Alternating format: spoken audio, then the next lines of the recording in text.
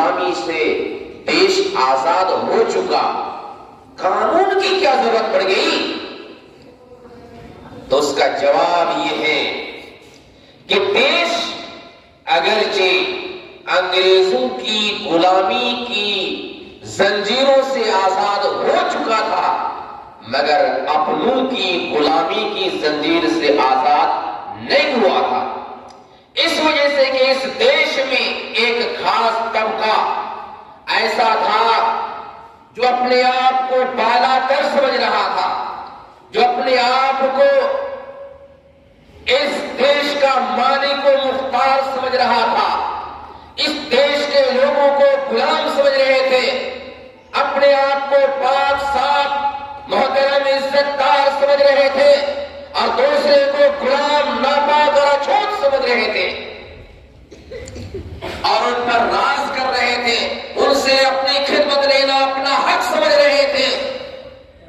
اگر دوسرے لوگ ان کی خدمت نہیں کرتے یا خدمت میں کچھ کوتاہی کرتے تو انہیں جیسے چاہتے تھے وہ لوگ سزا دیا کرتے تھے۔ مگر تعجب کی بات ہے، انہیں گھٹیا سمجھ رہے تھے، حقیر سمجھ رہے تھے، ان کے ساتھ اٹھنا بیٹھنا اپنی شان میں گستاخی سمجھ رہے تھے، ان کے ساتھ عبادت خانے مندر وغیرہ نہیں جاتے تھے، مگر ان سے خدمت لیتے تھے۔ یہ بھی ایک بہت بڑی غلامی تھی۔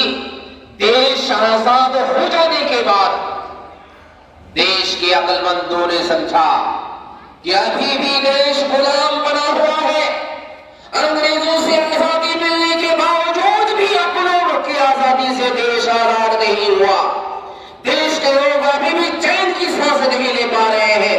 اس وجہ سے اس غلامی سے بھی آزاد کرنا دیش کو ضروری ہے۔ اس وجہ سے کئی میٹنگیں ہوئی، کس طرح سے دیش چلے گا، اس وجہ سے کہ دیش کو آزاد کرانے میں ہندوؤں کا بھی ساتھ ہے، مسلموں کی بھی قربانیاں ہیں، سکھوں کی بھی قربانیاں ہیں، دیش کے دوسرے لوگوں کی بھی قربانیاں ہیں، تو دیش میں ہر ایک کو آزادی ملنی چاہیے۔ چلے گا تو دیش کیسے چلے گا، کیا کیا جائے؟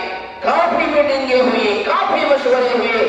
اس کے بعد کئی کتابوں کی روشنی میں، کئی کتابوں کے حوالے سے میں بتا رہا ہوں، لکھا گیا کہ 300 آدمی کی ایک ٹیم تیار کی گئی۔ بعض کتابوں میں لکھا جاتا ہے 302 آدمی تھے، بعض کتابوں میں لکھا جاتا ہے 308 آدمی تھے۔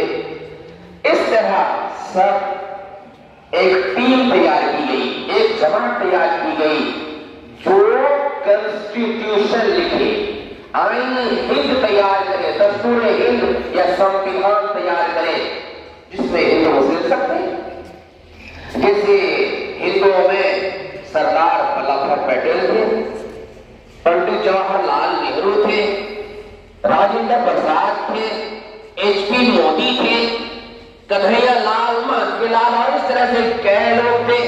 مسلمانوں میں مولانا ابوالکلام آزاد تھے، مولانا حضرت موہانی تھے، عبد الرحیم جودھ پوری تھے، بیرسٹر آصف علی خان تھے، خان عبد الغفار خان تھے، سید محمد سعد اللہ صاحب تھے، عورتوں میں بیگم حضرت محل تھے، بیگم اعجاز رسول تھے۔ اس طرح تقریباً 300 آدمی کی ایک ٹیم تیار ہوئی، جن کے سیکرٹری صدر جناب ڈاکٹر بی آر امبیڈکر کو بنایا گیا، جنہیں سب سے زیادہ کڑی محنت کرنی پڑی۔ اور یہ سیکرٹری صاحب ڈاکٹر امبیڈکر صاحب اپنی جماعت کے لوگوں کو لے کر کے 2 سال 11 مہینے 18 دن کی کڑی محنت سے سمویدھان تیار کیا گیا، جس میں ہر دیش کے ہر ناگرک کو پوری آزادی دی گئی۔ سمویدھان کی شروعات ایک جملے سے ہوتی ہے، وی دا پیپل آف انڈیا، ہم سب بھارت کے لوگ ہیں، ہم سب دیش کے لوگ ہیں، جتنے بھی لوگ انڈیا میں رہ رہے ہیں سب بھارتی ہیں۔ سمویدھان کے آرٹیکل 14 نمبر پہ لکھا ہوا ہے ایکوالٹی بفور لا، دیش کے سمویدھان کے سامنے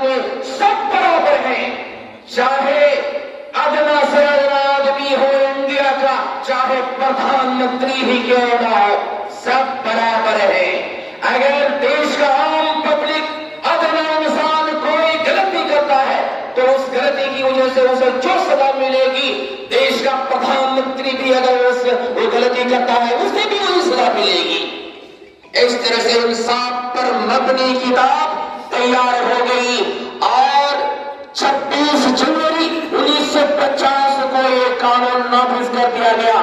اب دیش اسی قانون کے تحت چلے گا، یعنی ڈیموکریٹک قانون پر چلے گا، جس کا مطلب یہ ہوتا ہے کہ جنتا کا دیش ہے، جنتا کی حکومت چلے گی، جنتا ہی میں سے کوئی شخص دیش کا راج چلائے گا، لیکن تھوک آف پیپل دیش کے لوگوں کے فائدے کے لیے چلائے گا، اپنی مرضی سے دیش نہیں چلائے گا، دیش کے لوگوں کی ہت کے لیے، بھلائی کے لیے چلائے گا. اسی یاد دہانے کے لیے، اسی دن کی یاد دہانے کے لیے ہم 26 جنوری یا یوم جمہوریہ یا ریپبلک ڈے یعنی کہ گنتر دیوس مناتے ہیں.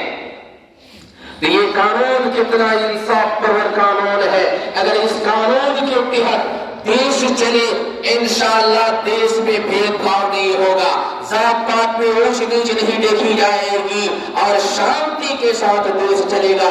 شاید میری بات لمبی ہوتی جا رہی ہے. امید ہے اگر ہم دیش کے بھارتی دیش کے لوگ اگر اس سمویدھان کے مطابق چلے تو انشاءاللہ شانتی کے ساتھ چلے گا. اسی وجہ سے ہم پڑھتے ہیں سارے جہاں سے اچھا ہندوستان ہمارا.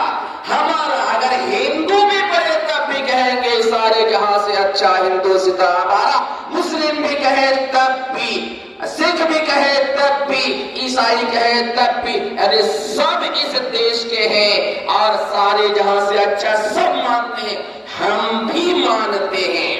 لیکن آپس میں بیر رکھنا، آپس میں بیر کا مطلب یہ ہے کہ بیر نہیں رکھنا ہے، یعنی دشمنی نہیں کرنی ہے. سب جب اس دیش کے ناگرک ہیں، دیش کے رہنے والے ہیں، تو بیر کیوں رکھیں گے، دشمنی کیوں رکھیں گے، آپس میں چڑیں گے کیوں، بغض کیوں رکھیں گے؟ نہیں رکھنا ہے. ہندی ہے ہم وطن ہے، ہم ہندی ہیں ہم وطن ہے، ہم سب کا وطن ہے. یہ ہندو کا بھی، مسلم کا بھی، سکھ کا بھی، عیسائی کا بھی، سب کا ہے.